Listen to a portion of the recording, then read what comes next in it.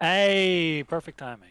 Hello and Perfect. welcome, dear friends and raiders, to Neon Lights Roleplay. And more specifically, as your timing could not be better, I would like to welcome you all to the Screaming Stars incident. What you are about to witness is a tale of cosmic horror, epic adventure, Ooh, and music. camaraderie destined for. Is the Among Us title theme? No, of course So not. that's a chat thought, not an out loud thought, Dan. Silly. Oh, but I am I am your host, Young Foxy, here to darken the night and chill the stars. And beneath me are four fetid souls who I'm about to drag far through the Hey, depths. But before I do that, I'd like them first to introduce themselves as the crew of the Sly Fox. Dan, whenever you're ready, take it away. Hi, I'm Land the Dan. I will be playing the ship's pilot, Hal Owens, the resident outlaw with the ship's resident outlaw with deft hands and sticky fingers. I'm gonna hold the joke I had. What's the joke? yeah, Nope. What's the Nope. joke? Oh, serious Nope. I GM. just Nope. Nope. I I'm holding just it. reprimanded Dan. That's why I said I'm We holding need to it. hold the joke. You're Yeah. supposed to slide right by it. You made it nothing. worse. You made it worse. Anyways, In any case, Spree, go ahead. Today I will be playing Tess Virai, a 7 foot tall fox woman, because who says that fox people have to be tiny? Uh, I'll be a warrior. If the problem can't be solved with a giant cannon or fists, it's not her problem. She's just gonna leave that to whoever else is more qualified. Fair enough. Pleasure to meet you, Tess. Moving straight along the row, Michelle, please introduce yourself and your character to the cast and our audience. Hey, I'm Michelle. Today I'll be playing Loon Heart. Any and all pronouns today, please. Um, Loon was born with a bit more magic than sense, and by a bit I mean a lot more magic than sense. As one does. What can I say? You'll find when exploring the cosmos, not a lot makes sense anyway. And lastly, but anything but least, my dearest Tate, introduce yourself to our friends here. I'm very flattered. Hi, I'm Tate Washburn, and today I'm playing Kirpus. Kirpus Deferned. Kirpus Deferned is a engineer and is the resident brain cell for all these people. The only one who is smart, and he unfortunately pays for that in being a little socially weird. Not awkward. I don't think Kirp understands awkwardness. He's just like, hey, is this how people are supposed to work?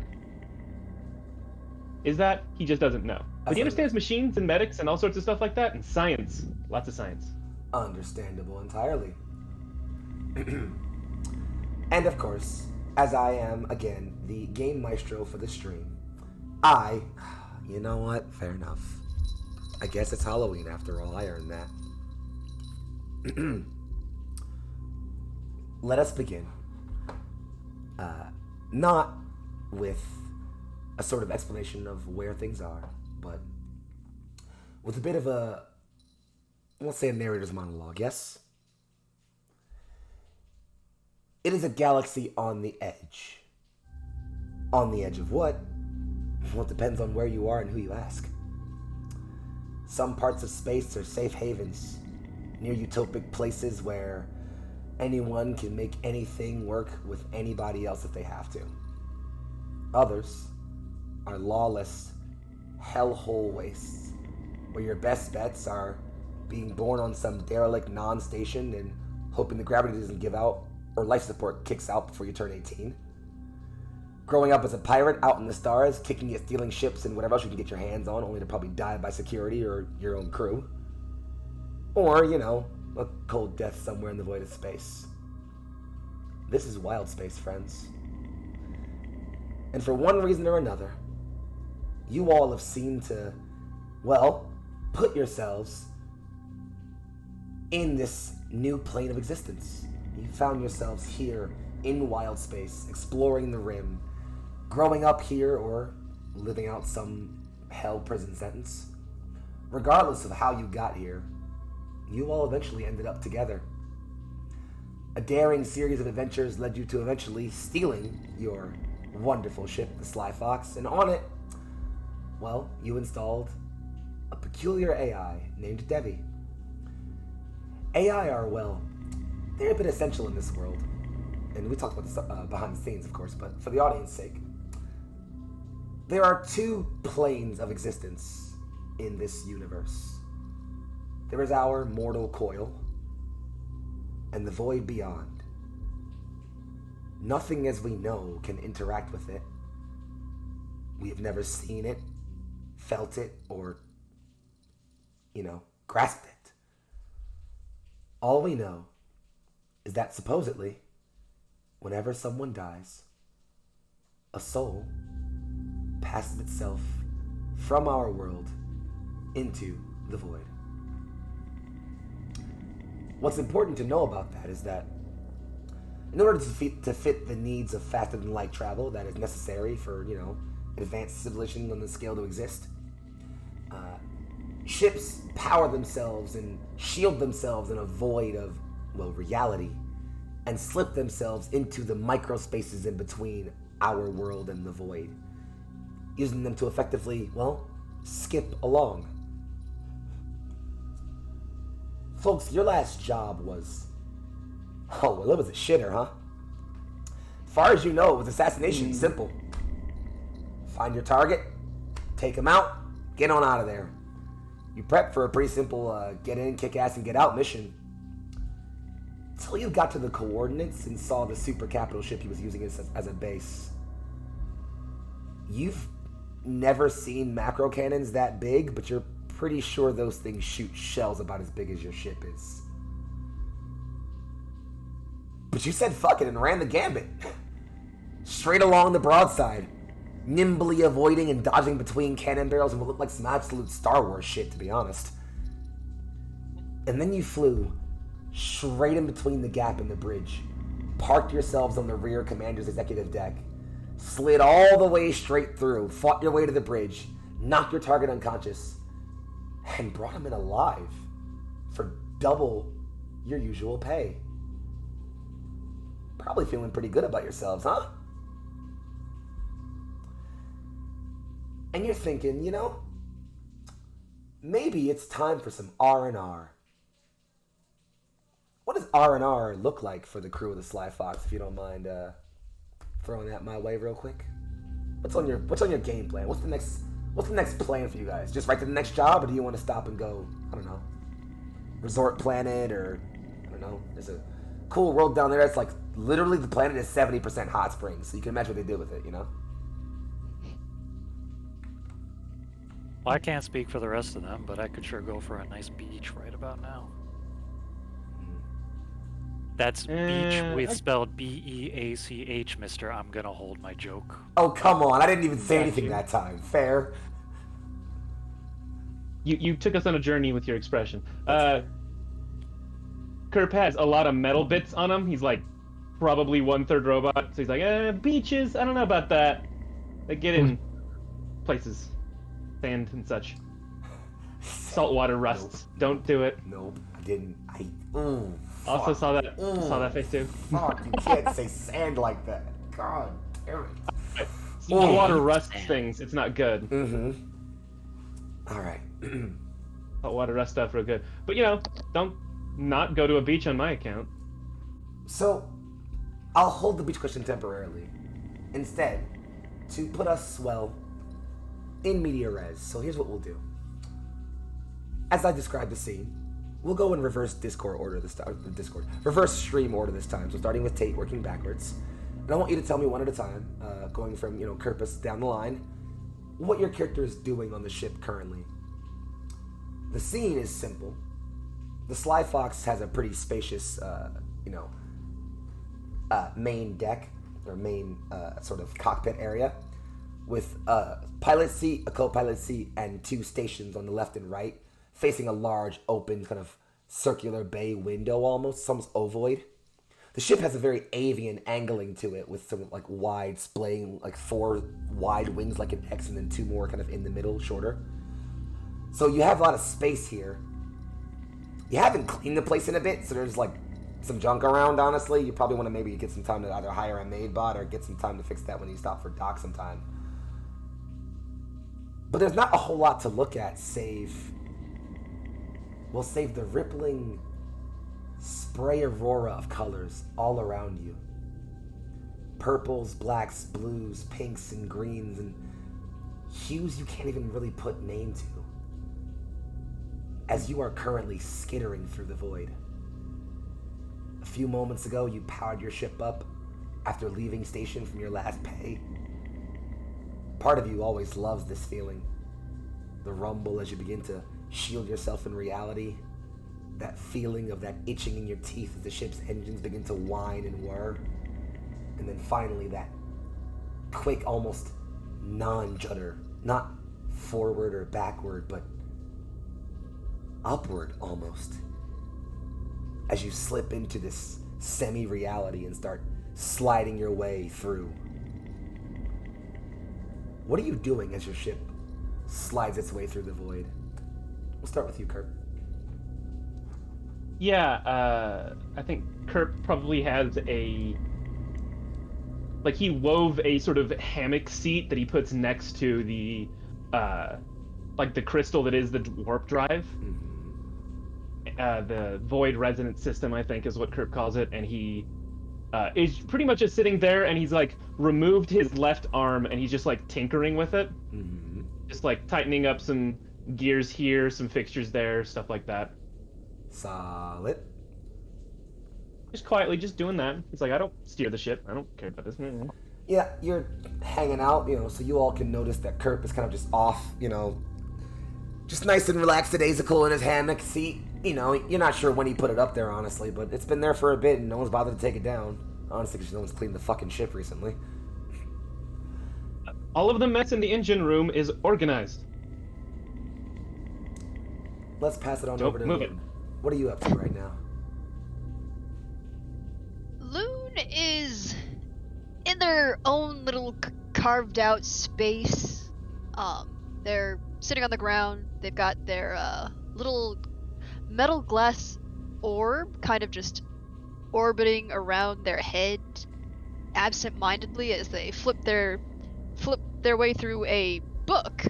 Now, it's a big book, and the cover looks very, very fancy. It looks like something carved in runes. It's absolutely beautiful. Until you see Loon turn a page, and it's just a comic book.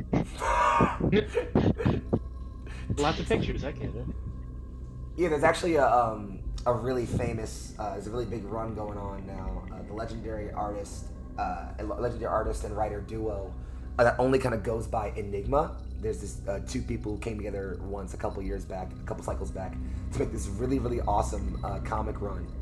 Everyone swears the story is just fancified, but there are some people core in the fandom who say that the Tale of the Black Mist is this true story that is spread about this crew of adventurers, this crew of pirates, really, who ventured out into wild space to make a fortune, found something horrifying, and in an act that no one knows, turned back the tide of the apocalypse for the entire galaxy, sacrificing themselves.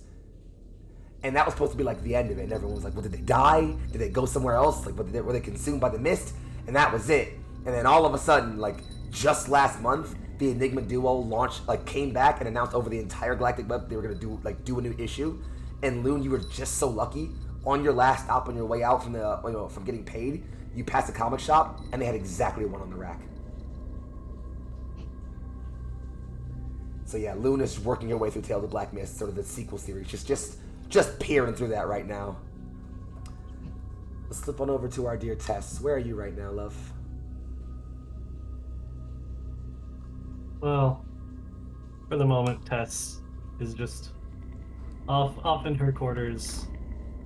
Gotta keep up your strength as the big meat shield for everyone else. So she's currently just on her hands, just doing vertical push-ups.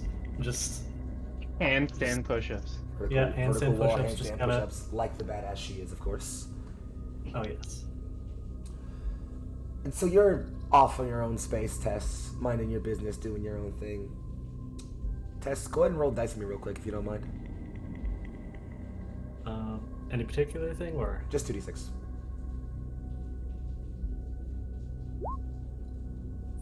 Huh? Tess, as you're Well then. focused in this like almost like pseudo workout trance of just like focusing only on the steady repetition of your push-ups, it's kind of quiet in your quarters, you know, other than like the slow sound of your own kind of breathing and focused grunting as you're working out. And you swear for the briefest second, you hear a whisper coming from just outside your wall. And it's weird because, well, the other wall, that one there, that's where your door is. That leads back into the main corridor where you can get around the kind of cramped but decently spacious ship. But the wall you heard it come out of, that's just a wall. It's not bordering anybody's room. In fact, that's hollow, friend. But just a pass. You sure you're just freaking the fuck out or something? Who knows?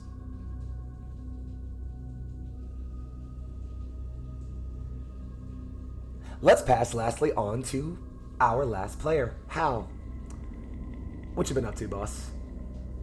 Hal is sitting in the pilot's chair, manning the controls, checking the sensors. The jumps are mainly handled by AI, but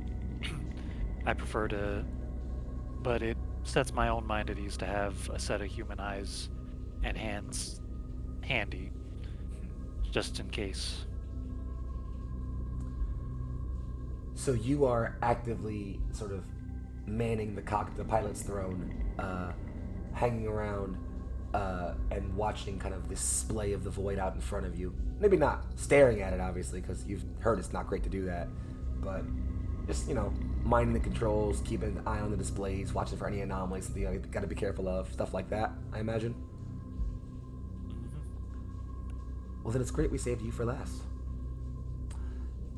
As you're sitting in the pilot's throne, monitoring the systems, everything seems mostly normal. Off on one of the side screens, a little figure pops up. It's a face. It's vaguely humanoid, but not necessarily gender descript. And then a voice kind of enters, or kind of plays out throughout the ship. Boss? Devi, what's up? What do you got for me? That's the thing. I have a library of every part of the Galactic Council's knowledge. Everything from every world is calculated in my brain, and I can access it in the picosecond.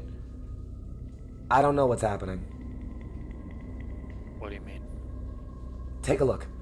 The face fades away, and you see a display kind of materialize in front of you of sort of like the outer hull of the ship.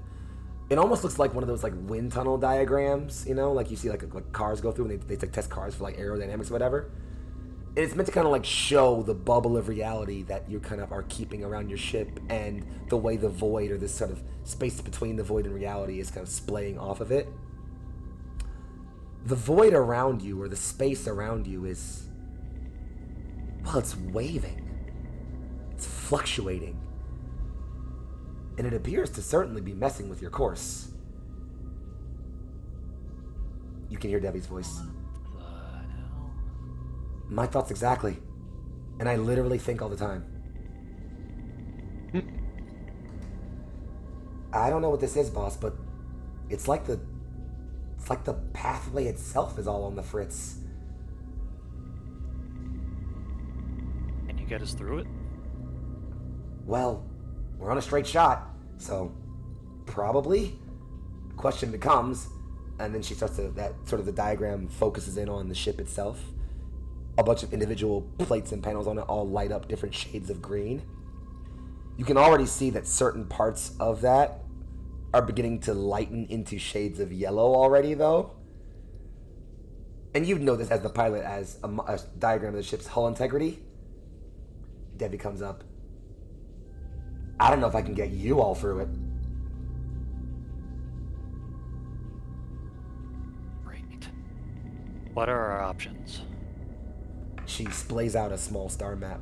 You can see a little pip that kind of represents you guys' symbol rapidly moving through space.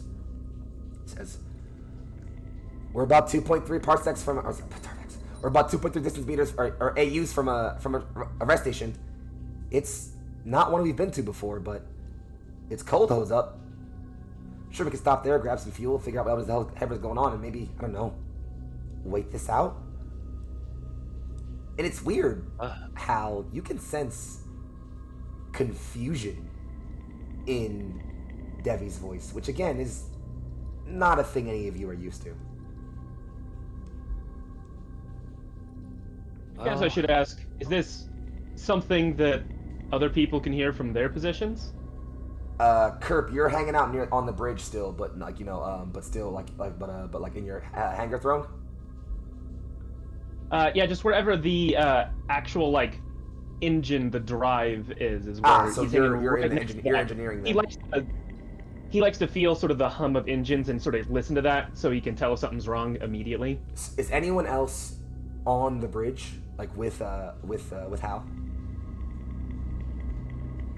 No, Loon is currently probably closest to Tess actually. In that case, in the crew quarters. In that case, Hal, only you would be having this conversation with Devi.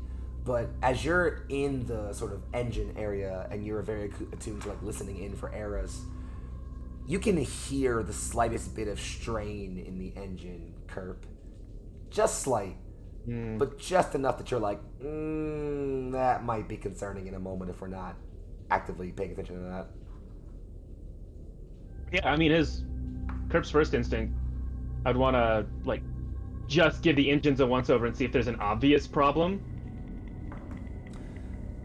Nope. Honestly, as you start moving through the engines, you're all just peeking around, looking for things, seeing what's up, just looking for any anomalies. I won't even make you roll for this. No, they're all perfectly fine.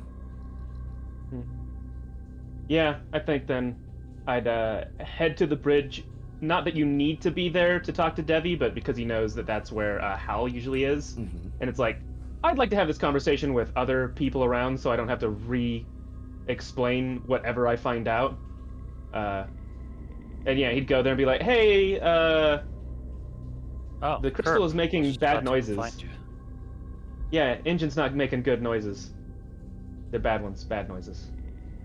What's up with the jump? Devi, can you pull up what you just showed me? Sure thing, boss.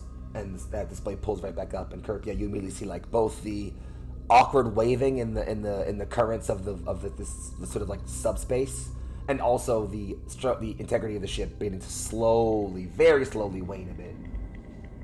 What do you make of Yeah, this? Oh, Game Maestro, what dost I make of this? Go ahead and roll me some dice. Yee. I'm going to say intelligence, and this is a science thing. Yes, Yeah? yes.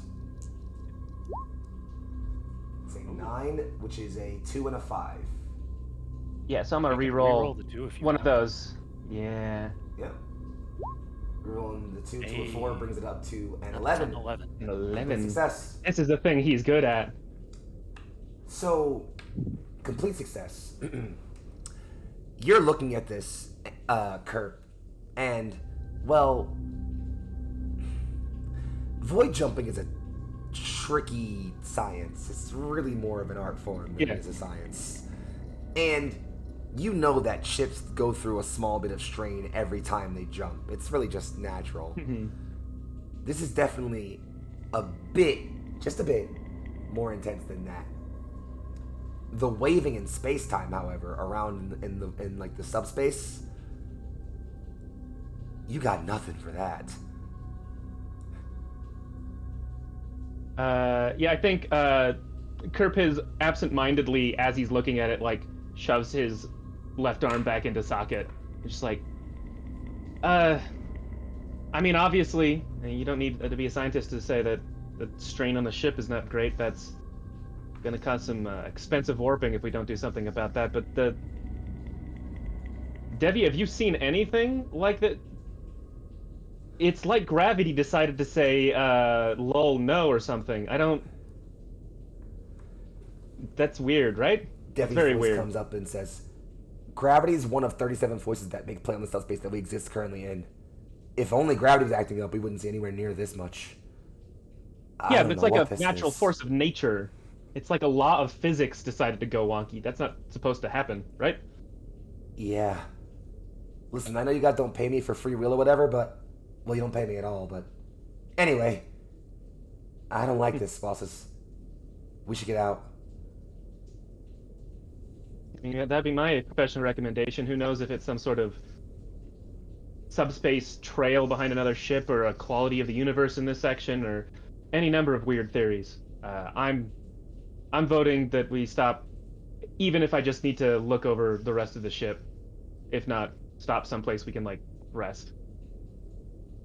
Yeah, I'd rather take my chances with that waystation rather than risk us disintegrating.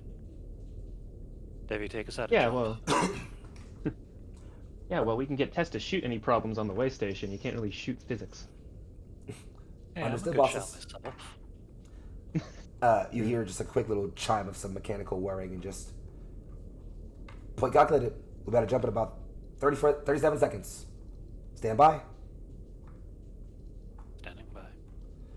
And yeah, at this point, you know Devi can perfectly handle the process of getting you guys both out of out of the warp and also landing there. It shouldn't be a problem at this point. So if you both wanted to like move about the ship or cabin, you totally feel free to. Kerp's gonna record whatever numbers that we have the sensors to get on that, because whether or not he can figure it out, this is the kind of thing that like somebody ought to record and send somewhere, because this is like a new physics thing. How do you think you would go about recording, taking this data, this information? Well, first it'd just be a recording of the chart that was shown of like these waves. But then after that, it's recording strain on the ship, recording maybe like the amount of variance as this thing is like oscillating, stuff like that. Like every scientific measure you could think of. Not that he can actually measure these things in a real physical way, but just anything he can think of like how frequently it's vibrating, patterns, stuff like that. And he'd record them down on a like data pad. I think that he just has one of those of just. He probably has a big note app that just has a metric ton of notes and designs and things. Okay. So yeah, so you take down most of the information without too much trouble. Totally fine. It's weird though. You go to record all the available information, and you're used to Devi being able to seamlessly hand this information to you with no problem. So it all streams into your data pad with no problem, and you're flipping through it. You get the diagram with the waving and the ship hull integrity and all the different things you get. Devi also tries to send you sort of like, I guess the equivalent of like a wave chart screenshot to show like this is what the readings we're getting from the void around us at this moment. And you go to look at that, and it doesn't look anything like what she described it, or what they described at all. Not in the slightest. It looks like just this garbled smudge of colors and nonsense. And the more you look at it, the more your eyes start to hurt.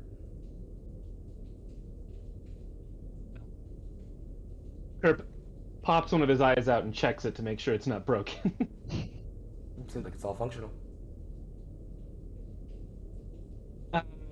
Hey, Hal, do me a favor with your not robot eyes. Look at this real quick.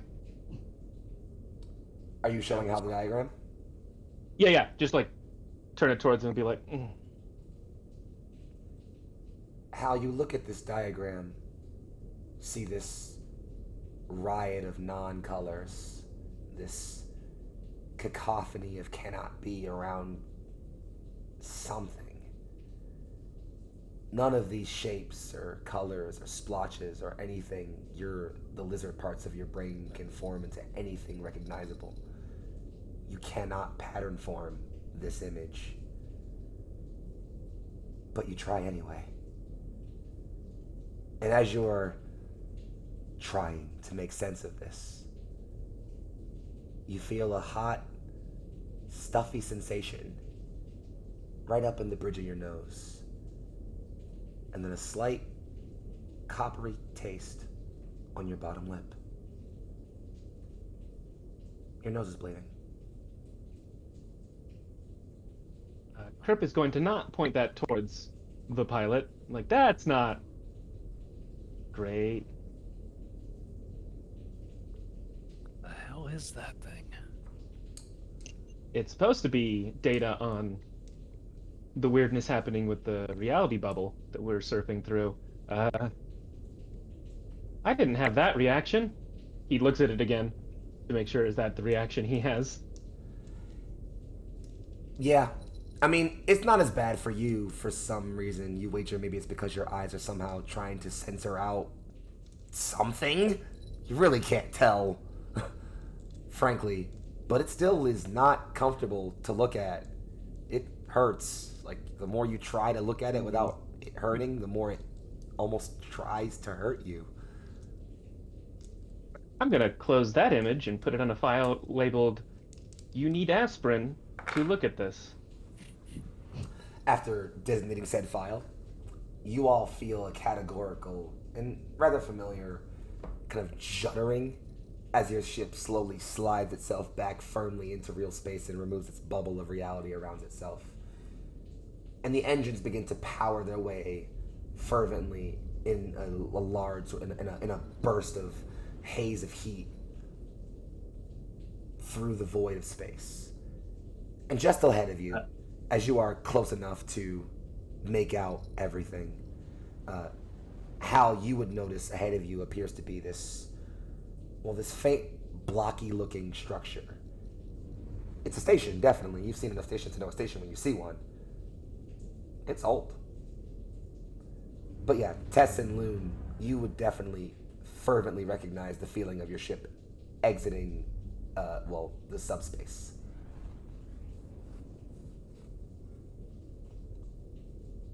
It's early.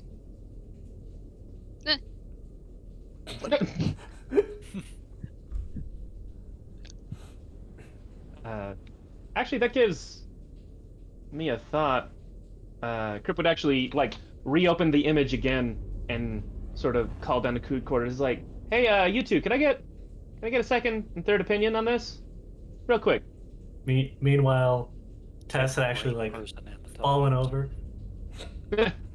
Tess had fallen over from the ship coming out of the travel early, and is just kind of irritated coming out of the room. What? Why are we stopping? What? Something with the drive is not working correctly. Space is haunted. Look, that's your explanation for every physics thing that happens that you don't understand, but legitimately It's kind haunted, of yes. okay? Did someone say it's haunted? Just haunted. No, I'm just saying something is odd that I don't understand yet, and that's why I need you guys to look at this. Kirp is going to open a document that has notes. It's notes on the strange readings. Through space next to wherever dead things are, and you're saying space isn't haunted? You also apply that to how gravity works, so... Hey. Don't go there. Space is haunted, gravity's haunted, time's haunted. Lots of things are It's part haunted, of space. okay? But no, Kirp opens a document, and it's notes on the strange file readings and its reactions, and it has human male, nosebleed, cyborg male, pain, and then writes female psychic, female whatever species that we didn't actually ask the name of Tessa's species, but that. Because that's rude. You don't know the name of Tessa's species. Oh, do I not know? So it's just No. Tess, just Tess. A female Tess. Yeah, I'm gonna try and I need you guys to look at this, but prepare to pull it away if something horrible happens. Cause science. kind of just okay, and just coming to take a look. They have very different brains. They might react very differently. Tess, you take a peek at this. And Tess, do you have whiskers? Yes. How do they function, if you don't mind me asking? Just kind of just used to sense like sort of vibrations in the area and just be a little more sensitive to things that are happening around.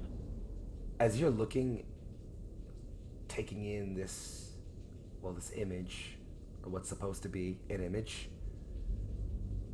you're trying to understand what's the problem, or at least try to make sense of this thing. And it feels like something has a grip on the ends of your whiskers almost. Like you don't feel pain, just like your senses are deadened a bit. You feel cold, really. Uncomfortably cold. Picture's haunted. Kurt turns it away from Tess. It's like, well, I would like for you to describe that a little more than that.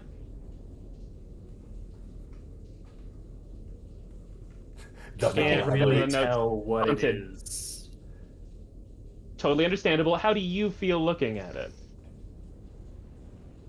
Like it's harder to sense anything, really. Okay. We'll write deadened senses. And I think it's... Then to Loon. Same question Loon? if she's around. Comic still in hand. Starts to walk out of their room and then trips over one of the very many books that they have lying on the ground because their room is a total mess. Solid. Sorry. And face plants like right in front of Kerp. Kerp, do you hold out the data pad to the now prostrate Loon? Yeah, well, not like shove it in their face or anything, Just but, you know. hold it out. Please look. Yeah. You hear a crack. I'm gonna not point it at her now. There's a slight hairline fracture along the left side of the data pad. It still functions. It's fine. You didn't drop it or anything. Loon, did you do that? I mean, I do weird things all the time, but... You know for a fact. Usually on purpose, though, right? Yeah. well, I mean, I didn't mean... I didn't crack your screen, if that's what you're asking. I definitely was not trying to break anything. I mean, like, this... Wait. And Loon points up and pokes at the little floating, orbiting ball around their head and is like... Right, I forgot about that. But I definitely didn't touch your screen. Didn't. I think. Not building a lot... Internally, that doesn't build a lot of confidence. Loon, Right, as you're pleading your case futilely, you too, very briefly, hear a whisper. Almost like it's from behind you. And you're certain there's no one behind you. Loon turns around and goes, "Hi! Wait. Is there... There's no one behind me, right?" Do you see someone behind you? But that whisper? Here... You know, the... Ships make noises when the engines are on. As you're having this debate, you notice Devi steps up, kind of just pipes in. There's actually a small, kind of metallic chime you hear occasionally to recognize Devi's sort of seeking your attention. They're just Bing. coming in for a landing now, bosses. I tried to hail for a landing frequency, but I didn't get much of a response. They just have the auto hail on. With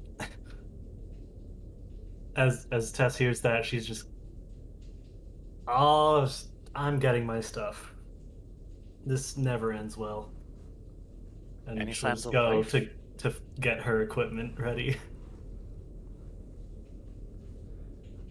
I mean, that might be fair, honestly. Although I don't know. Maybe they're all asleep. No, why would anyone leave someone awake? Yeah, maybe we should do that. Mm. Devi, any signs of life on the station? Devi, you see kind of a brief half second of Devi's kind of like face almost shift a bit, just couple, yeah. Alrighty then. Almost more dangerous. Definitely oxygen, like on the station, right? Like everything hasn't been voided into space or something.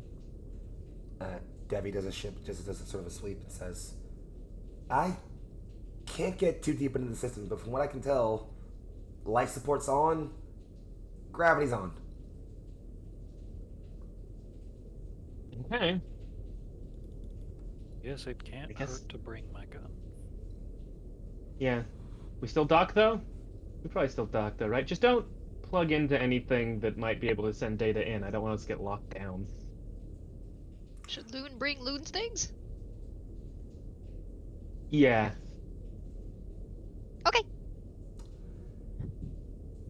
You all sort of wait as Devi brings the ship in a slow, swooping descent, eventually nestling on this landing pad.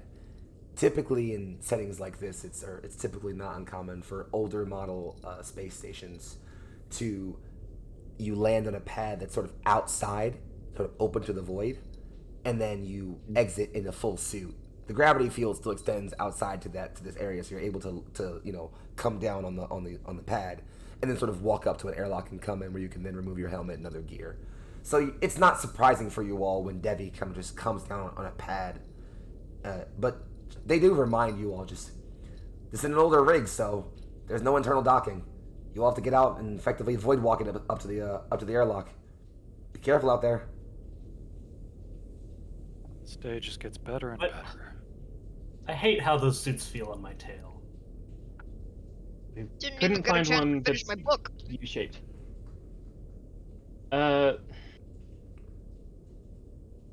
Devi, if you think you've got this handled here, like I said, don't connect to anything that might send a two-way signal. I might still go in with everybody. I hate to leave the ship completely unmanned, but since we're not internally docked, I think we'll probably safe, right? I'll hold tight here and keep the ship down. Anything happens, I'll find a better point to pick you all up on, or redock if I have to. I'll be fine.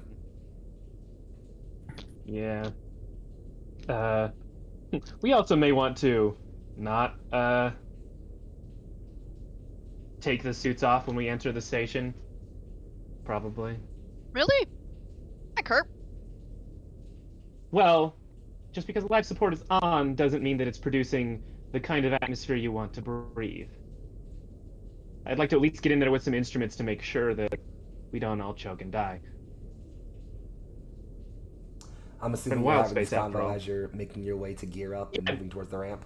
Putting all this stuff on, yeah. Yeah, of course. You suit up. The suits are slim and decently, well built. They're not horribly uncomfortable, but there's this awkward chafing you get around the thighs sometimes that you really can't ever seem to stop. Well, for Tess's, there's only really one suit that fits her, and it only sort of fits. Yeah. It's a bit more uncomfortable. Yeah, there's It kind of keeps this awkward bulge around face like off the of you, rear so- and leg, as Tess has to literally just curl her tail around her leg to just put it in there. People ask questions, but they're just like, it's fine. Everyone keeps saying that they have suits that fit tails, but you never see one in stores. That doesn't make any sense. In any case, as you all suit up and complain, I'm certain, you watch as there's a hiss of steam and pressure as the lower ramp of the Sly Fox comes down, and sort of it lowers first and then kind of scoops itself down to become almost like a sort of stair ramp that lets you all step down. It's just a bit more dramatic than your standard ramp, honestly. But you make your way down, and you hear the void all around you. The quiet of, well, a place where no sound fully travels. The only thing you can really hear is your own recycled breathing in the suit for a few moments. Something about these tepid times here that always seem to, well, just about unsettle you. All around you is the whole universe, splayed and at your fingertips. The cold void separated from you by only a few thin meters of composite fabrics and polymers. You smell only the recycled air and plasticky scent of your helmets as you travel and check your comrades. But you walk forward, tepidly knowing that one shove too hard, one trip too far, and you are destined for a cold and uncaring death. Those thoughts shepherd you towards the airlock. It's standard issue. No need for a biometric scan or anything. As you approach, a perimeter sort of proximity alarm seems to go off. Nothing loud, but a quick little chime. You see a ring of green light up. The first light you've seen on the station since you've come here. Slowly, the outer airlock doors shift. Dust and pressure separate as if this thing hasn't been opened in, I don't know, maybe not long, but definitely just a day or two. And finally, they slowly rumble open. The airlock is lit in this off-orange glow to represent that obviously it's currently depressurized. You all step in and wait as the outer airlock door rumbles closed behind you, sealing with a pressurized and a sss of steam. The lights shift to an off-white. You consider that maybe if they were upkeeping the light cycles on all these things, it would be a warm, kind of comforting, welcoming light. As it is now, it's almost an awkward, milky yellow. And as you're standing here in your suits, in front of you is the airlock. To the side, standard issue for every station like this, is a pressurized checkpoint window. Usually the idea is you'd walk up to those, present some kind of ID or a reason for being aboard the station, and then whoever's on duty or manning that station would just let you in. No one said anything to you, but the window's certainly there. It's a little hazy in the fog, and the lights, again, are pretty off-putting, so you can't exactly see what's there, but there's a window there.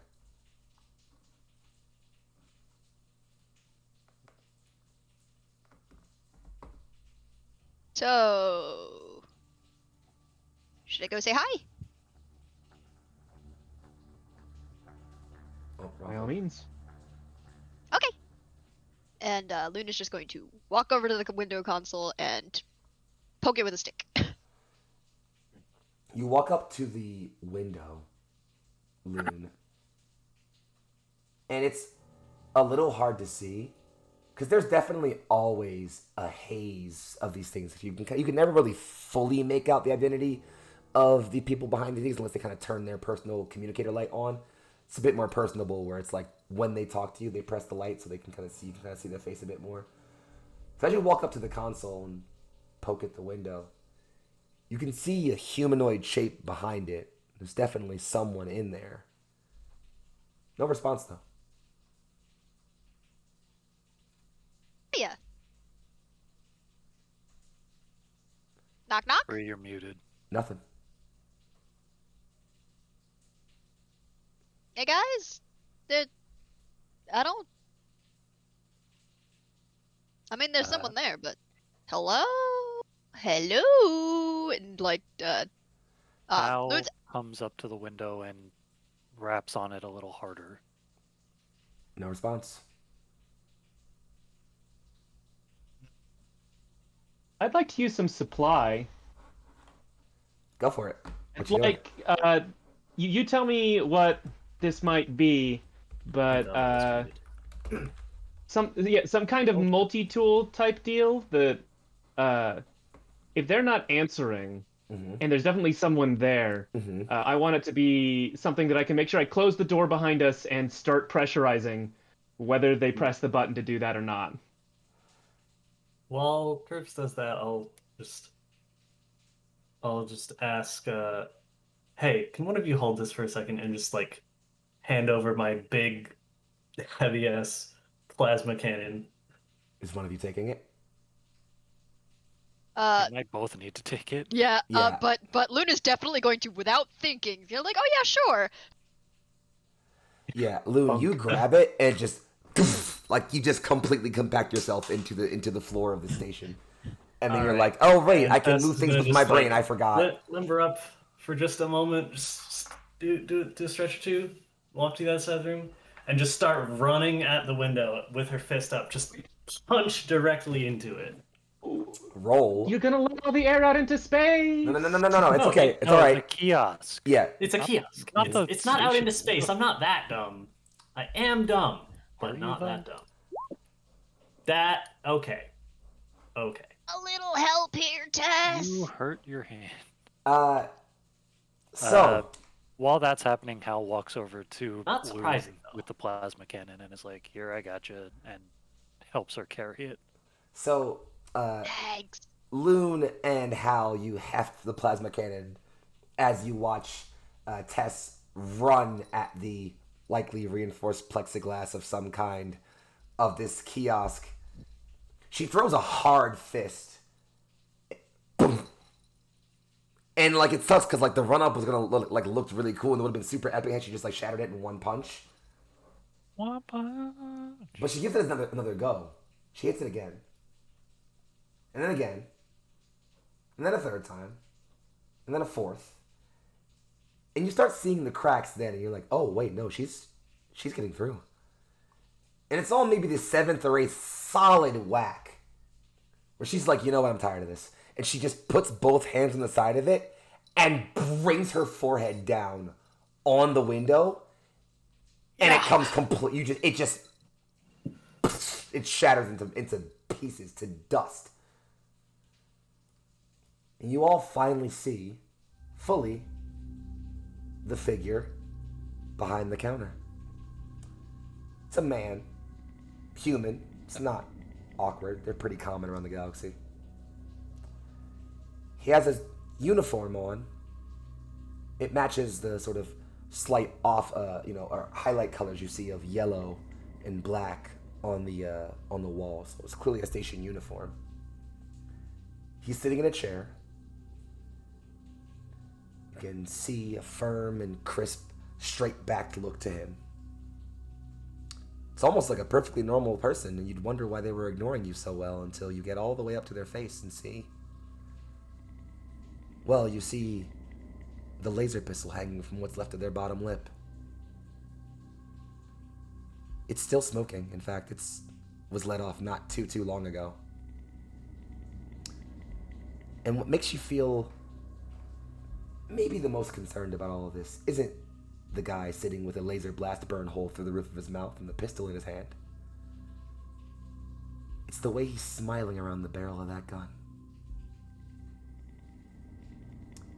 And I think we'll take a quick break from there if that's okay with everybody here.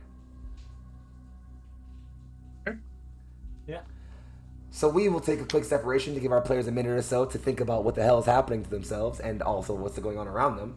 And we'll pop back in like 5 or 10, check in, make sure everybody's cool, and we'll be right back. You all don't touch that web browser. See you in just a bit. Bye now.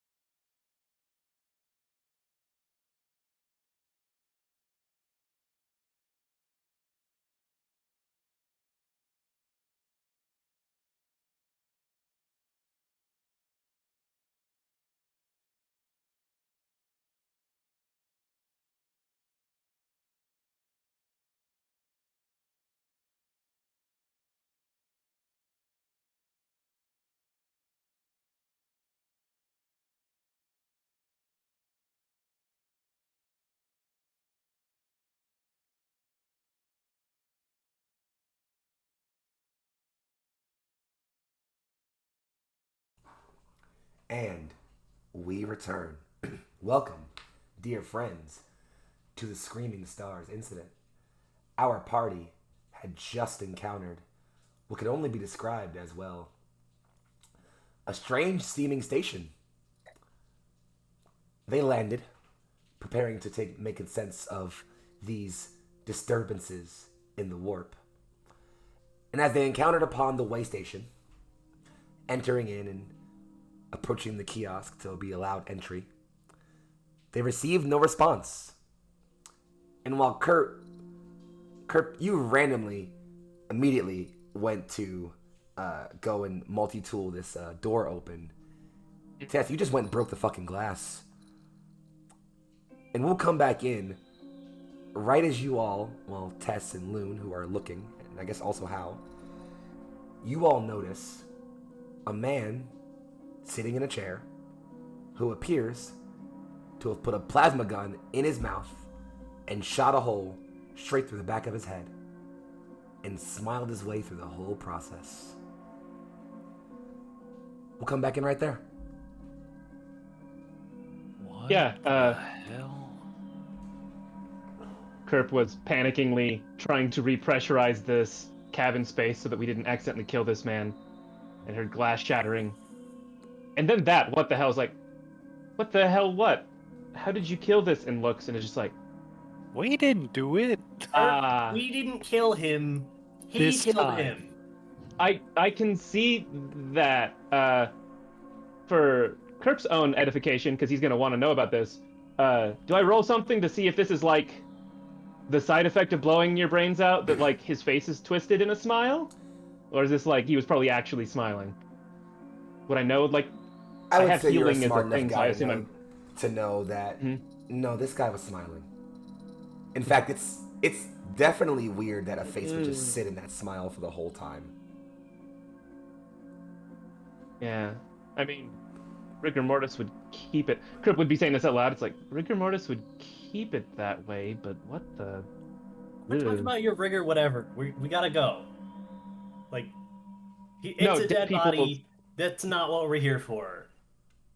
Actually- He's smiling. What are we here for again? Okay, Great. do you want to figure out why he's smiling, or do you want to figure out why our ship can't space? The haunted space. Before I walk onto the station, I would prefer to know if maybe he was the victim of some kind of chemical that caused him to commit suicide. I was thinking the same thing. Kerp, can you scan his body? Yeah, I will use a second supply. Y'all better use supplies if anything dangerous happens, because I've used 2 now. For some kind of, like, chemical analysis, probably meant for air, but if the door is closed, then I assume I can kind of get some of it off of what was in this space before. Mm-hmm. So you're scanning the air for toxins and things? Yeah. I mean, we have suits on, but I'd like to check. Weirdest thing. It's not clean air. It's breathable. Not healthily breathable. But you don't wager that's anywhere near what caused this. No, the readings you are getting seem pretty standard for a ship that's not upkeeping its life support systems. Mm-hmm. So it's Yeah, still it's- breathable, but it's not healthily breathable for a long period of time. That's definitely not what made the dude put the gun in his mouth. Unless he was Yeah. like, the air's so bad here, fuck this, and like shot himself. But you're pretty sure he didn't do that. Yeah. Yeah, I think that's kind of how Crip would say it. It's like, look, it's poor spacers air, but it's still not something that'd make you happy about this. Well, Kerp thinks. Is there Well, anything on his body? Loon thinks. Loon should have a look through psychic field. You can do that. I know you yeah. call it psychic mumbo jumbo, but yours is science mumbo jumbo to me. That's literally the Everything's reason I call mumbo it jumbo that. to me. Interesting. I could describe your psychic powers in a very scientific fashion of the like psionic fields that you interact with, but yeah, No mumbo one jumbo. else can. You call my thing, sure. Fine. Sorry. You're the So- only one smart enough to understand you. We appreciate Why I that use- you're that smart. Okay, but- children, you're all special. Loon, do it. Okay, thanks, Al. Loon, how do you interact with the psychic field? For Loon, well, Loon's not exactly the smartest cookie in the bunch. But magic mostly comes very, very naturally to them. Most of it is just belief and willpower, of which they have a fuck ton. Okay. And what would you say you're looking for when interacting with the psychic field around this area? For them, they're looking more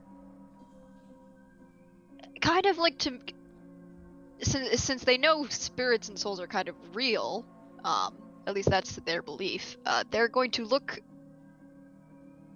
if not for the soul of the departed, because that's rude, the soul of the station itself.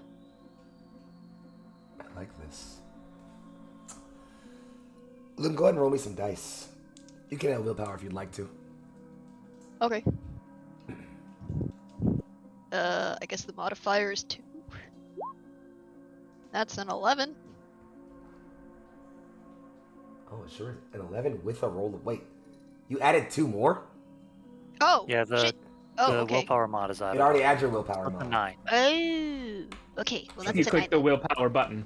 That's fine. Okay, so I rolled a 9. So a 9 is a partial success. Unless you want to use a skill of Unless you- some kind and reroll a die. I'm going to say no skill for this, as Loon...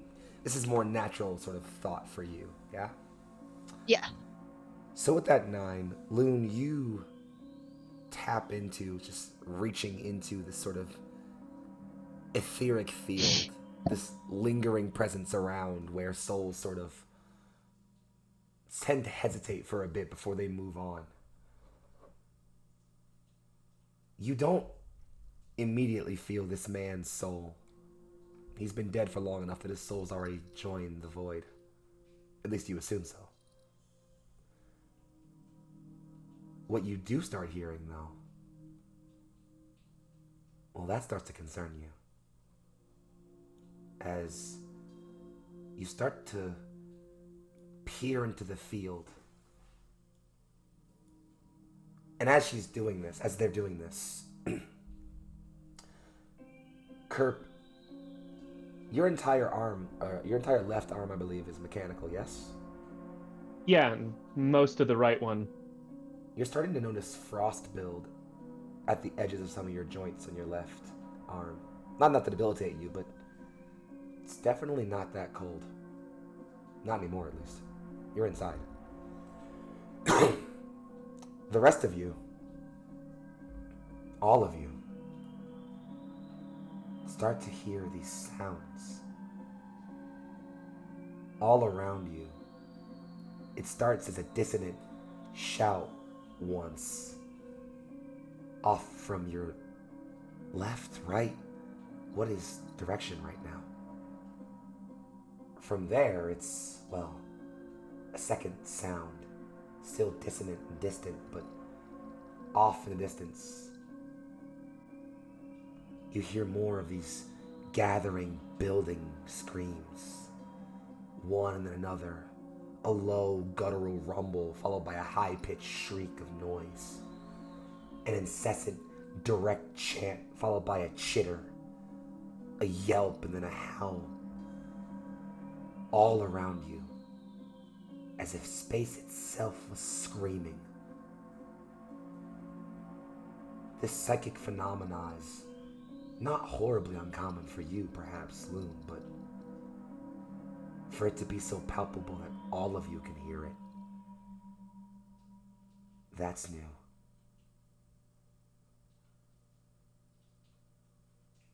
And then you see it.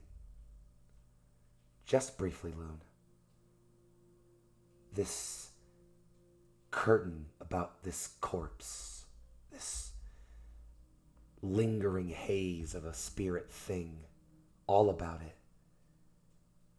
It gathers and swells, as if something is trying to pull it away, sap it beyond your reality, but can't just yet. It swelters and bubbles and boils up all around you. And then you all start to notice this palpable purple haze swell up around the body of this man. The pistol drops from his mouth as his hand goes slack. The space where his mouth was begins to glow this eerie purple light, as do his eyes, his nose. All of his orifices leak this haunting purple glow. His face shoots up to you, Loon. And a single word, just one, escapes. Help! And then he goes slip.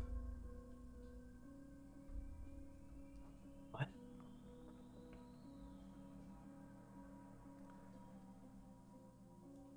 What? Did I hear that? I didn't hear that. Hey, sorry, your mic cut out a bit there. I think it's staticked a bit. It was Or just that on purpose? a very loud scream of help. Ah. Oh. As soon as that was have like a purple mist, as not the expert in this particular thing, Kirp would have stood kind of behind Loon. Still had like the atmosphere reader out in front of him and just like backing away. And after the scream, he's like, "Hey, that's normal, not normal. What was that, Loon?" Normal. But how help? How? Sorry, did you say how or how? How? With a Oh. W. Oh, you're asking the corpse. Okay, that seems Okay, Fine. you're. Yeah. that's in character. You get nothing. So wait. So Is so there a is way to the contact smoke Debbie visible from to the everyone? station? Sorry, one more time? Is there a way to contact Devi from the station? Yeah, easily. Okay. Devi, can you hear me? Yeah, boss. What's up? Does the ship have any means to scan for psychic phenomenon? Give me a second. We do now. Shit. See if tell me if you see anything on this way station. Hold on. These are new. It takes a moment to get my sessions adjusted to... Devi? What in all the stellar heavens? Devi, what do you see? The station, I... Stand by. Hey, Kurt, you still got your pad with you? Oh yeah, he just has that on him all the time. It's probably like attached to his leg or something. A new image streams through. It vibrates a bit to recognize that you've gotten a new ping from Devi. It's an image file. I look out of the corner of my eye, like real quick, to see if it does anything weird and fucky. Doesn't hurt. It's just... Okay, then I'll look at it. Anybody else looking at it? Oh well. I guess. Loon's actually is gonna use a supply and pull out kind of like a spiritual sort of like like prayer box sort of like it's like basically got supplies for Exorcism? I guess sending people. Mm-hmm. And what Loon's gonna do is like, you know, tell this purple spirit, like, I don't know how to help you, but I can try to send your body, or at least give you some last rites. We're going to come right back to that. Instead, I'm going to quickly, very briefly, as the three of you are looking, well, I guess the four of you, briefly before Loon pulls out this box. Or, sorry, just the three of you are looking, my bad. As you're looking, you see a picture of the station. All around it, where from before you only saw this pale blue-white curtain of star and nebulae all about it. It's twisted. It's changed. This is a still image file, you are certain of that, but you are all sure that looking at this, you can see space writhing almost. a sort of haze of colors you can't explain, all gathering about it. And in that mess of colors, where before you couldn't make out any discernible shape, every part of your primordial brain understands what you're seeing in front of you, or at least makes sense of the shapes. In this haze of colors, you see an endless horde of screaming faces.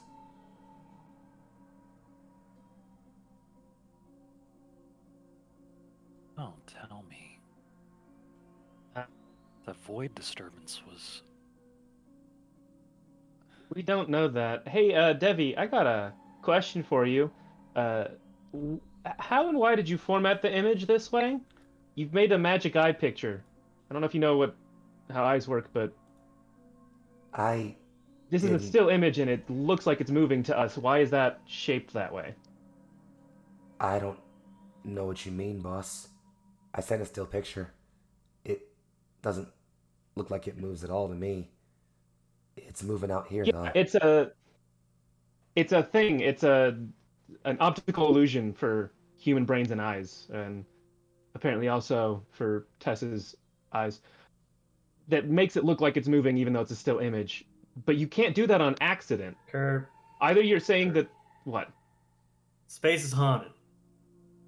Yeah, but is my data pad haunted? Yes! Is your data pad in space? Everything's in space. Yes! Shit's haunted. QED, Ugh. as they say. Hey, Devi, Let me ask. Yeah. Yeah, boss? one more question. Well, another question. You Where's the mind if- next closest way station? Sure.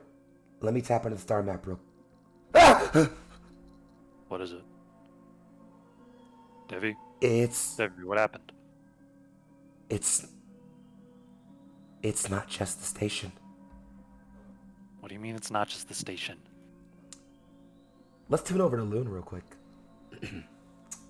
Who has pulled out what effectively accounts to a box of incense, rare crystals, minerals, and salts from different various reliquary planets. It's a tool set for those who are attuned to the beyond, to help shepherd a soul into the ether. It's the most power a mortal can really have in this regard.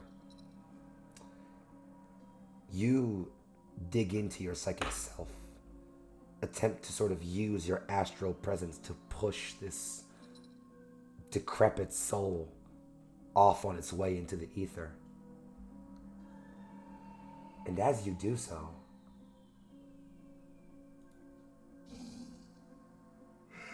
you start hearing sounds. Your psychic self pushes this soul, and it goes, you see it, begins push. And then something out of the nothing, claws and teeth and eyes and chitter and violence. They rip this soul apart, morsel by morsel. The last thing burned into your brain for the rest of your mortal existence is that everlasting, horrified scream as it is ripped asunder. And then you all start hearing the clinking. The station itself is rumbling just slightly. The body in front of you begins to twitch and jitter, sending spittle, blood, and ichor of all kinds of grossness down its chin. It splutters and spills forward. And you want to focus on that, and I really wish I could let you. Okay, because I was like, I felt like Loon was gonna try and like light this body on fire to give it a creep. Oh, that might be something you want to save for a bit. As you go to send this wave of psychic force to ignite this body,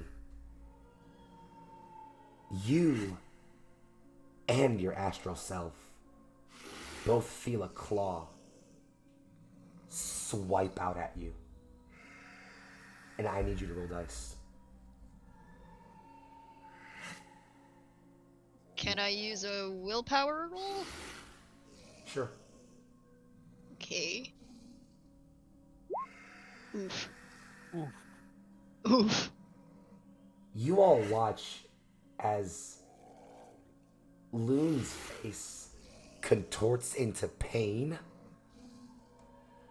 A moment before, a spectral, ghostly purple, well, single clawed limb lashes out and rakes across the front of their torso.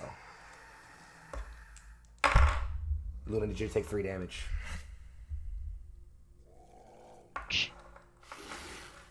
And then you all start noticing, as all about you, these creatures, vaguely humanoid in shape, but stretched and distended, far too long. Their legs almost filed down into single long digitigrade stumps, and their hands and arms made into long blades.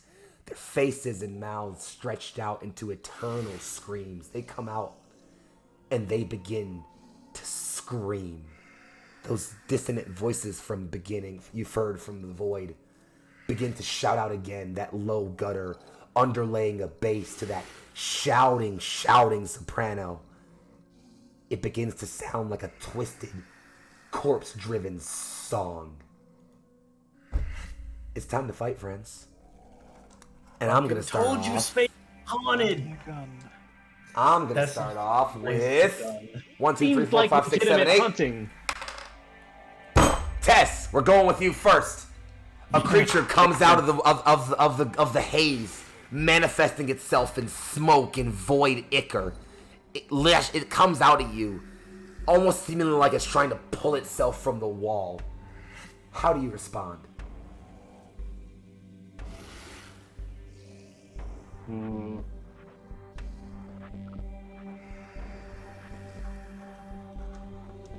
Yeah, we're just gonna go with the cannon. We're just gonna raise the plasma cannon and just try and blast this thing right in the face. Fucking roll some dice for me, baby. Hey guys, Strength? we should like try not to die. So, strength or That's something? generally the idea, yeah. Strength is hard because you're shooting, but I'll allow it. Why not? Yeah, but it's a heavy It's a weapon, big so it's cannon. like Yeah. you gotta be strong enough. You know to- what? Yeah, I'll say you're bracing, so we'll go for it. Why not? Alright, cool. Go ahead and roll damage for me. What's the damage? It's a heavy weapon, so what is damage for That's a weapons? crit, isn't it? It is a crit. It sure is. So I'm gonna give you a special reward in just a moment. 1d6 plus 2. Go ahead and roll your damage.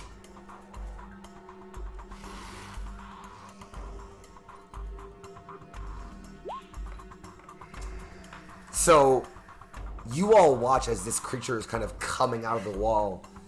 Tess turns and is like, nope, not having this shit today.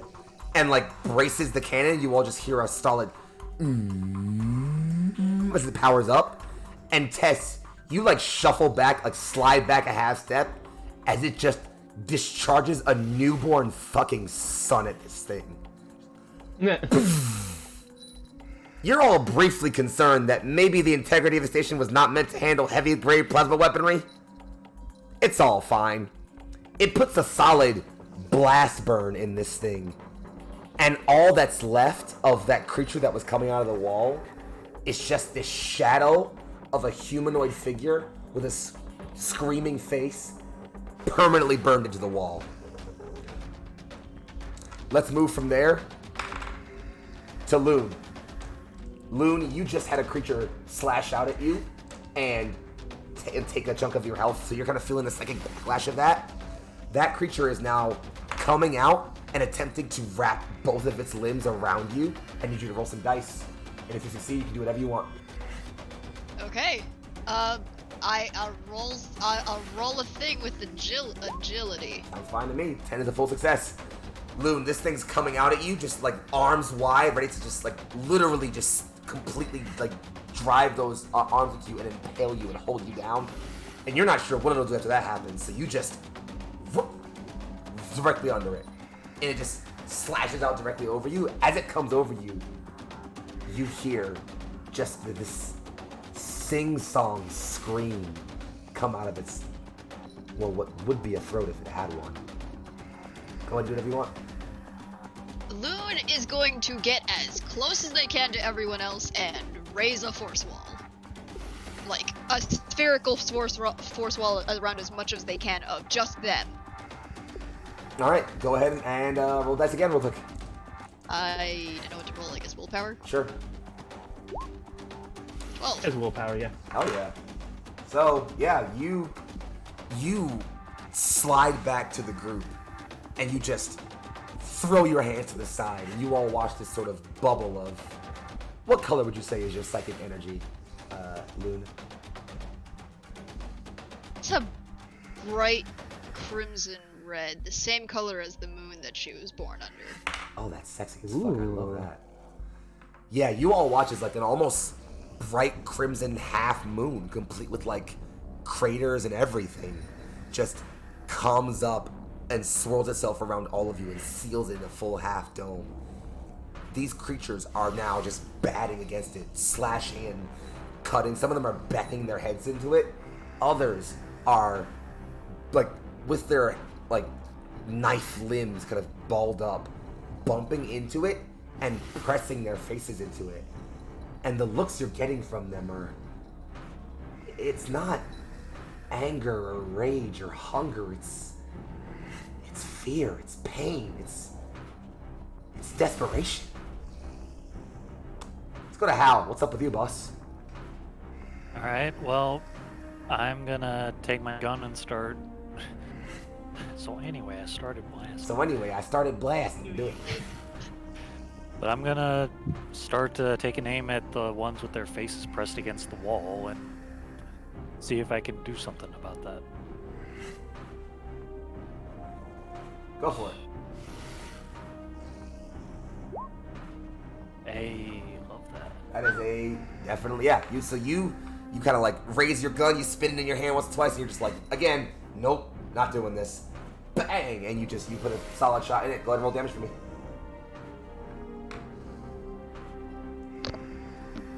So, anybody else getting like scary vibes from this?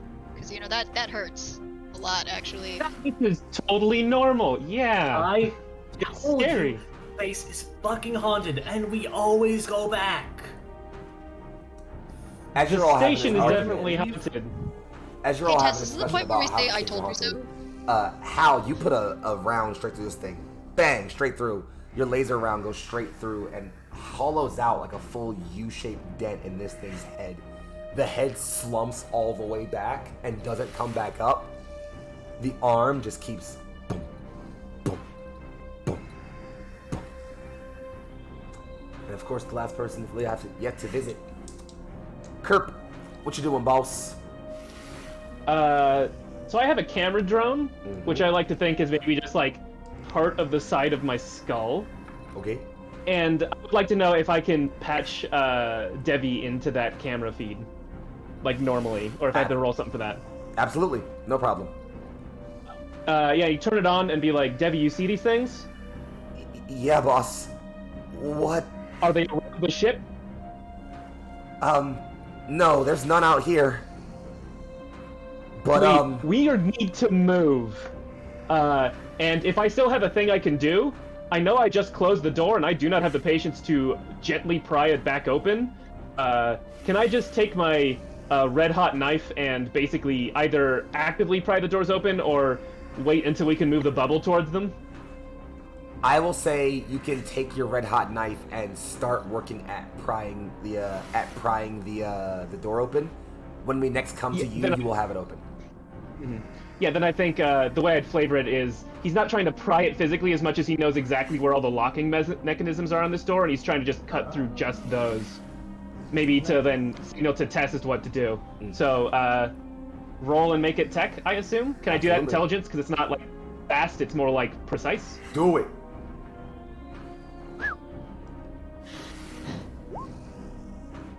We Hey. Well, damn, crit. that's Are we hamster wheeling our way through then? The second crit of the session. Second right? crit of the session. Oh, right. Kurt, you go to this lock, and you're like, oh, this might be kind of complicated for a bit. You start spinning your knife, and you're like, huh, this station's ancient. This is not a problem.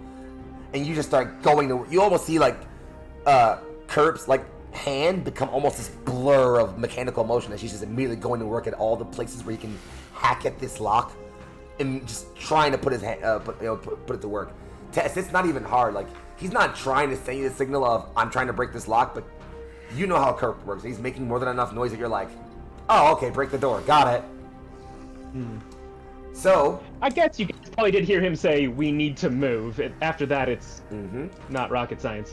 so We're before hamster wheeling. we decide to hamster wheel, because I'm sure I want to get back to you guys' initiative real quick, I need to pick on one of you real quick. So, 3. Loon, could you roll dice plus intelligence? Oh. Oh no. Oh, no. The rolling Oh, dice. Oh no. For Fine. chat, we had this discussion. Kerp is the only one who doesn't have a negative intelligence. Partial success. Everyone else has -1. And just to got an clarify, I rolled a d4 to decide who to pick. So I wasn't just like, pick the low intelligence person. I rolled a d4. No. Yeah, but I that's mean, a 3. To be fair, chance. pick the low intelligence 70% person doesn't narrow it down by chance. much. That's fair. Well, 70% chance. in any case, besides you all being dumb, which is not my problem, Fair enough. Hey, So don't with an be 8. disrespectful. Sorry. What? I think I just broke Tate. I'm sorry. What just happened? No, I'm very proud of that, Your own actually. problem, it's not my problem, killed me for some I'm reason. sorry. I'm sorry. I'm very glad to have No, it's killed fine. Tate It's today. fine. It happened today. Fine. In any case, Loon, you are coming away from all of this, and as you're turning to, look away from the group, you look back at that kiosk you were all in, and at the man who you watched, writhe and scream. In his other hand, where his first was holding a pistol, you see a PDA. It's a communication device, but people use it to do everything from make calls to check their balances, check social media, talk to people, or even just record videos or journals. And you think to yourself, maybe I grab that, maybe I don't. But in the moment you're thinking about doing that, a creature hammers on the dome, and just the slightest hairline fracture pops up. It's not concerning just yet, but you're like, yeah, we probably want to move soon. That's you. I'm concerned. And so, first, Loon, do you wish to communicate to your friends that you have seen this PDA? Yeah. Do Well, so. Loon's gonna be like, hey, Loon's spending most of their concentration right now holding up this force wall. So the way they're saying is, Loon saw a thing in guy's hand. It looks like another bang, and the shield kind of wavers a little bit. PDA, and then goes back to putting full concentration back into the wall.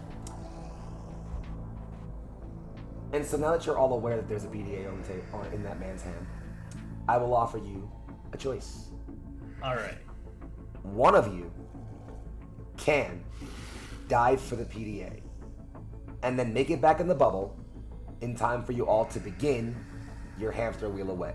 You will all still have one combat action during the hamster wheel. Whoever goes for the dive does not have to roll the dice. They will instead just take damage. Do any of you want to dive for the PDA? Get the thing in his hand. Got it. Okay. Thank I was you. about to ask Thank if it's you. the size that Book the it. drone could pick it up, but At this guy. All right. Freehand reaching out to just snatch the PDA and just try to basically springboard off of the wall next to him so she can leap back towards the group. Yo, lucky for y'all, I'm rolling shit today. Yeah. So, Tess, you... Is armor accounted in this or no? Yes, armor's fine. You're fine here. So, I'll tell you how much you... You have 3 armor, yes? Yes. So, Tess, You Chat, reach a out, whole lot, like a whole lot. Tess, you reach out your arm to grab the PDA and like you dive for it, and you snag it out of the window and then jump back. As you're doing so, a creature comes out and swipes at what could be like the area of your neck, but you have a pretty high like gorget on this armor set of yours. Kind of like comes up a fair bit. Gorget. And so it just pink rights off. It just flies right off, and you're just like, oh boy, oh. And you just like I hate this place. solid easy Wanna go backflip. home. Yeah, easy backflip, and you are back inside the hamster wheel. So now that we're all inside the hamster wheel, you ready to get the fuck out? Yeah, and if Think the hamster necessary, wheel. definitely gonna be shooting at the things as they come back at us. All right, then in that case, I would like everyone to roll the die, adding whatever stat you feel appropriate. Successes will let you fully dictate what you're doing. On a mid, I'll tell you what you're doing. You can add some flavor to it. On a fail, I'll tell you what happens. Wait, so we're opening the door or what? You are all hamstering towards the door, whereupon I'm assuming the plan is that Tess will break it. Yeah. Hal Owens runs fast. I'm gonna be fair and say that gun shooting is definitely agility. Christ. All right. Where's my roll? Where's my roll? It's gone. It's not real. You're not real. I ate it. Do not perceive it. Oh, hey. Hey, No, there's Going the with rolls. the first one because technically that's what we should. Yeah, we'll take the first one. It's fine. Relax. So, I was gonna let the GM decide. no, it's okay. I got this. Don't worry about it. So, here's how this goes. You all start moving your way towards, Loon. It's not too hard for you to shift your focus from a stationary half sphere to a effectively moving, rolling wheel. It's actually easier for you to think about that than to think about just shifting the half sphere around. Just imagining a rolling ball kind of makes more sense for you. And so Yeah. you're imagining this rolling moon, and you all watch as sort of like the, planetary image of, the inverse of the red moon that Loon was born under plays out above you as you're all slowly making your way. Hal, you have your pistol up and you're just, keeping your shots left and right. You're almost to the point where like, okay, gotta move, shoot, gotta move, shoot. One comes directly up, almost on top of you. It goes to like come down on the dome, and you basically manage to catch it right in the side enough that it spirals and just rolls off the dome rather than coming straight down on it. While this is happening, Kurt, you are sort of next to him, still kind of making sure you're working on that lock to get everything functional, keeping an eye on them. A creature comes up to get a good handle on you, and you are pretty quick on the draw. You kind of just bring a pistol up, just right through it, no question. I think the pistol is actually kind of part of his right hand, so it's just like, blam, keep going. So tell me you finger gun. Tell me you finger gun to shoot it. Yeah, I think that the finger gun is the gesture for the gun to come out of his forearm and into his hand. I'm with that. To just, I like that. So yeah, That's so, cool. so you put a round straight through one. It skitters by you. You are approaching this wall, the door, and Tess, you're like, all right, okay, here's the plan. Yeah, all right, I got it. And right as you're about to start barreling for the door, a creature slams into the dome, and it shatters. You're all open and exposed. Tess, the door is right there. You can definitely smash it down if you want to try to. I'm even gonna say because you already rolled, you're definitely gonna smash it down. But in doing so, I'm going to give. You know what? I'm gonna give you specifically the choice, Tess. What? You can do the following things. 1, smash the door down. 2, you can grab one of your friends as you're making your way out to avoid the oncoming horde of screaming spectral monstrosities. The 2 you don't save will take damage. I need you to answer in the next 10 seconds. So the choice is just who do I take? Mm-hmm. Okay.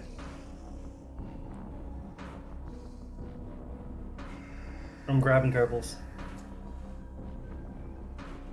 So as you're Who? barreling, yeah, call us Kerp, yes? Yep. So as you are Oh, okay. barreling towards the door, you see the dome shatter around you, and your first thought, as you just smash straight through with a shoulder charge, you just grip Kerp up by like the collar of his suit, and you just whip him around and bring him with you. Loon and Hal, you two turn and start to just dash, mad run. These creatures begin to kind of assail you. They try to grab at you and tear into you. And you're able to eventually get away. But in the process, and you can narrate on the ship how you're wounded, but for the sake of damage, Hal, you take 6. And Loon,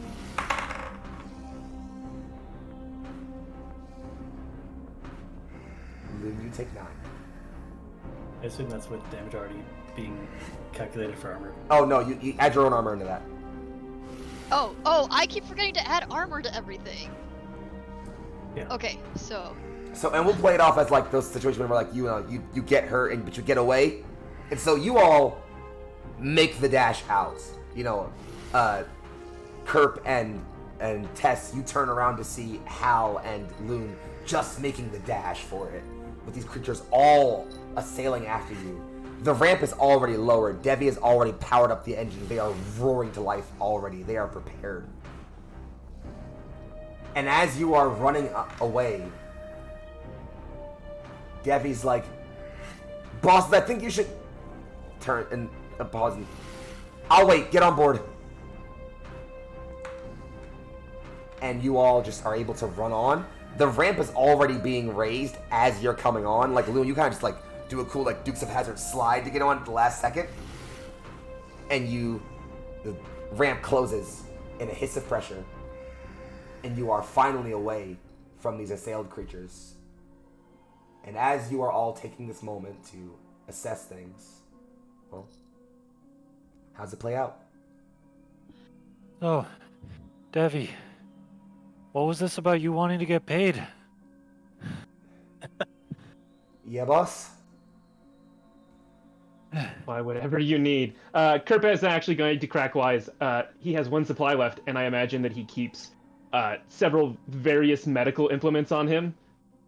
Generally, I think he actually keeps them in a cavity in his left arm. So he's just going to pop that open and pull it out, and then look to these two. And is it obvious which one is more injured? Because I know the player, but would Kerp know? So the two who are hurt are Loon and Hal.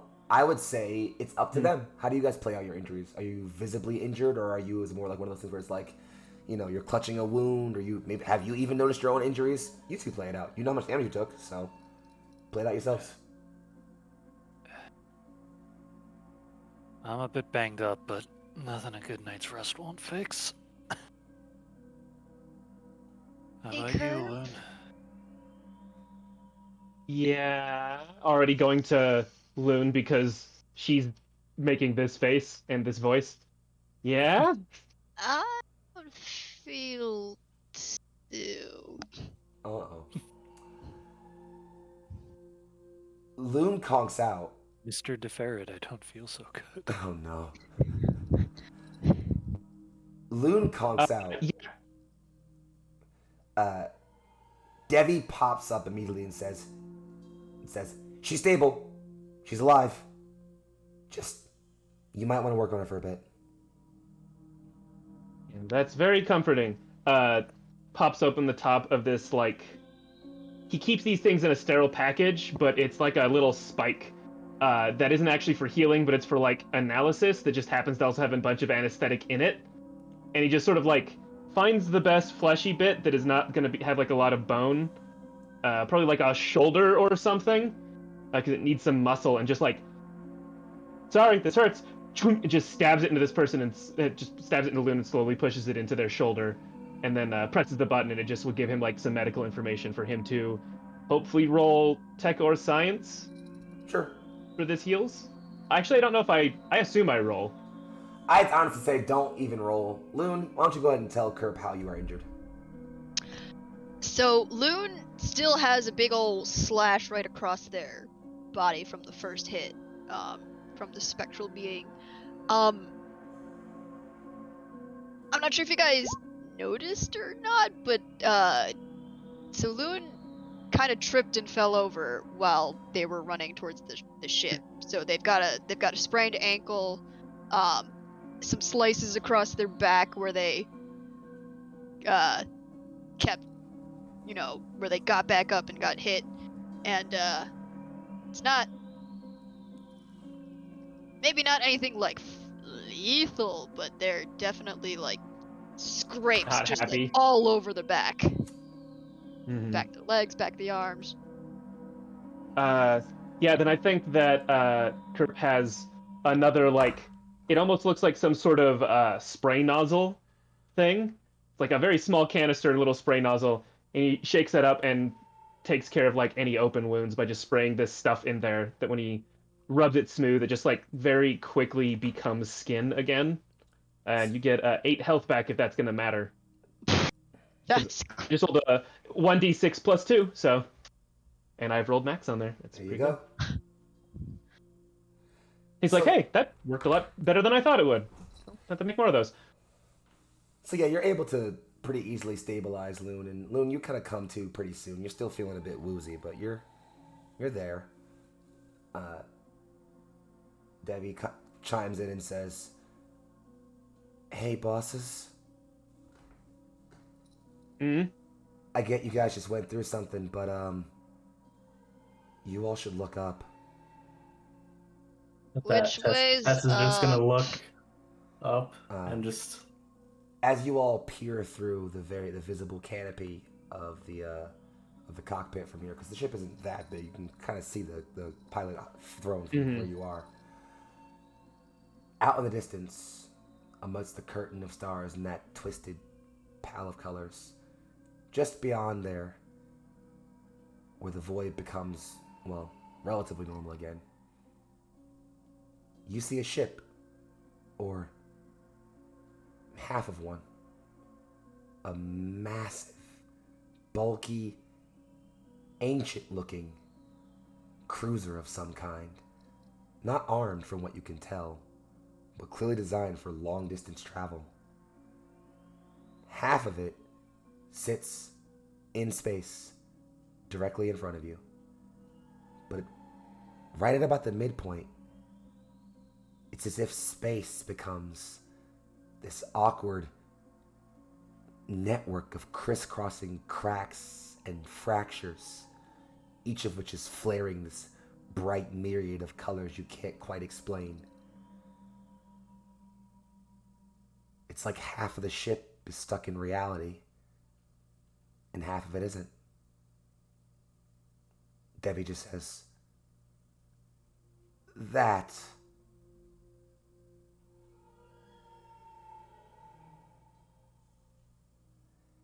Also, I couldn't say this earlier because you guys got attacked by whatever those things were, but you know how you were asking me to find the next star or next waypoint station?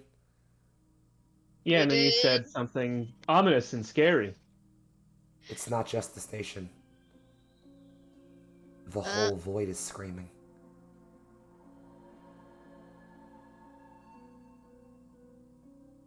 That's a problem, right?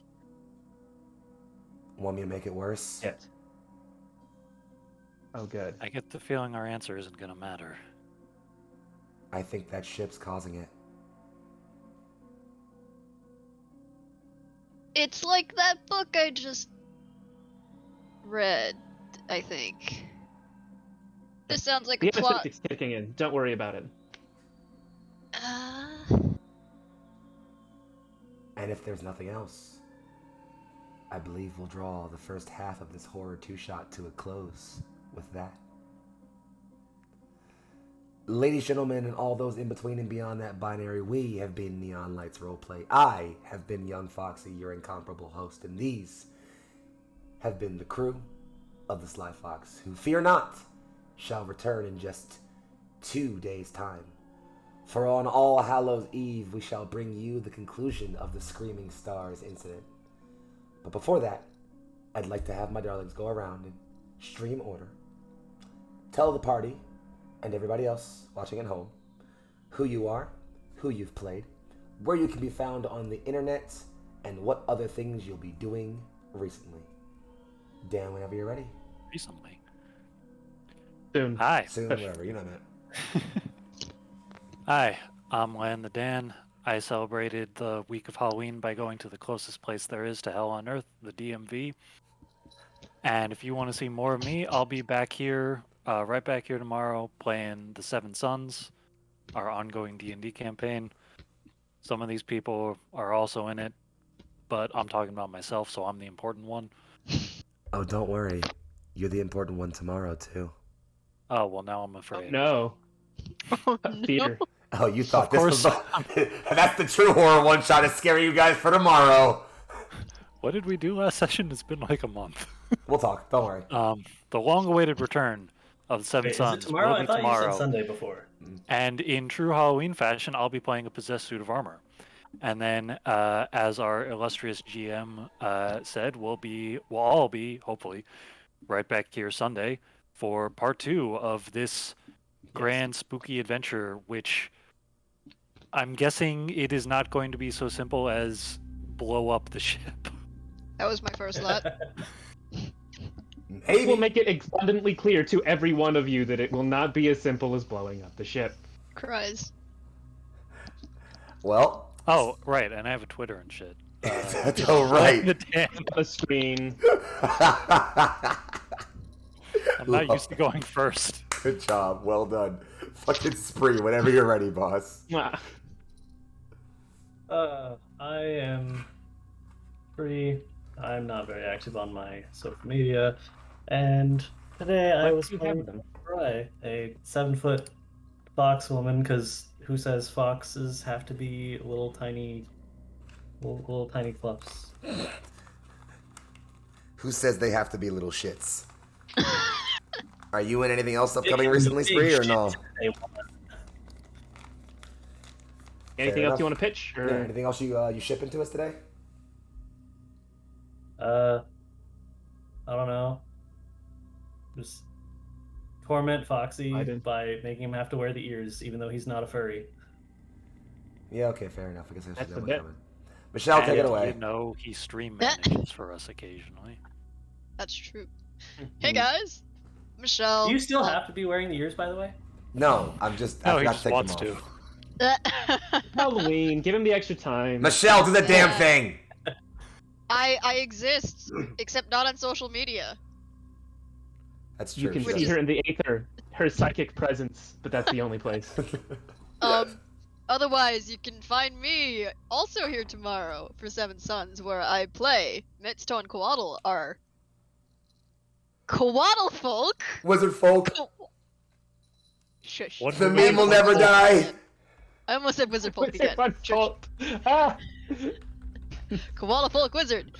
Then here on Sunday, and apologies for the wait, but we are soon to launch our second session for A Blades Will Steel. We fucking Before. back, bitches. They've been craving it so much. Man, y'all ain't even fucking ready, guys. Mother, I crave ninjas. Mother, I crave Shinobi. Yes. Yes, it is in fact Shinobi, and it will be a one-shot, but session 2 of our one-shot series. Oh so. yeah, it's coming back, and we got plans. It's gonna be great. Can't wait to be bringing this to y'all consistently. But we'll talk even more about other things we have planned, but in a moment. Don't worry about that. Tate, do the thing. Hey, Internet. My name's Tate Washburn.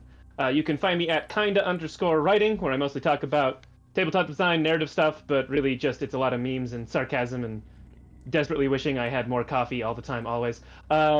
You can find me also tomorrow. I am Seven Sons and playing Wolf, also in very Halloween fashion, the werewolf shifter barbarian with the most werewolf boyfriend energy I can give him. like we said, we'll be back here Sunday. More news about my next campaign I'll be running will be coming soon. Look for that at the probably first week of December or very last week of November on a Sunday. We'll keep you updated on that. It's going pretty good. Some of these people here are part of it. It's gonna be real fun. Yeah. The Violet Sea. Anyways, I think that's all I got. Follow us on Twitter. Follow this channel's thing on Twitter at Neon Lights Rplay. You should do that. It's where all the stuff will be announced if you want to know what the hell I mean by the Violet Sea, and when I say it's Indiana Jones airship pirates. Yeah, we'll get to that. With magic. In any case, folks, I'm Young Not Foxy. watch after that. Honestly, yeah, that's a big one. Folks, I'm Young Foxy, also known as Big Foxy, aka your current and only favorite fox. I have been your host for the day, and thus, oh, you're my favorite. And thus, my setup is mostly that I do a lot of shit around here. If you want to see me on Twitter, I'm over at Big Foxy, BIG_FOXXII. Next time you'll see me is, like these folks have said, tomorrow on the Seven Suns. I'll be running that lovely adventure / dating sim. And then tomorrow, after that, Sunday, I'll be back here again to wrap this up. Every campaign you run devolves into a dating sim. Yes. Which one of it's is dating? Say so in the comments. We'll figure it out. In any case. No, comments below. In any case, outside of that, I also hang out a lot on TPK Roleplay. I'll be back with Cold Hands, Warm Hearts in January. When that picks up, we will have the finale of Forest and Flame over on Critical Misses at some point soon. I don't know exactly when, because scheduling's been hard. I'm also over on TPK for once a month for Henshin a Go-Go, where I get to play just the biggest asshole ever and also be a Power Ranger and cause problems on purpose. It's wonderful. Besides that, catch me here where I do a couple things. I'm technically no longer playing in a campaign on Neon Lights Roleplay right now until, well, things start up again. So hold tight for that. And even then, I'm only going to be in one campaign again. Well, I guess 1.5 if you count certain things. But anyway, whatever the case, I'll be around.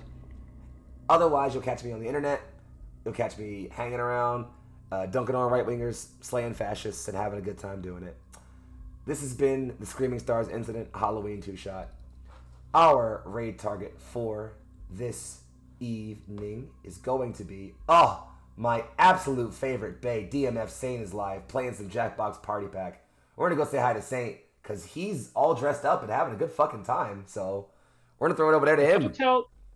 Go tell Saint Space is haunted. Yeah, tell Saint the Space is haunted. Yes, actually. Tell Saint the Space is haunted, and also that we love him a lot. So go ahead and head over there in about 10 or so seconds. We love you all very much. Thank you for tuning in to the Screaming Stars Incident. We will see you in the future. Don't forget to come back Sunday for the conclusion. We love you all very much. And a goodbye.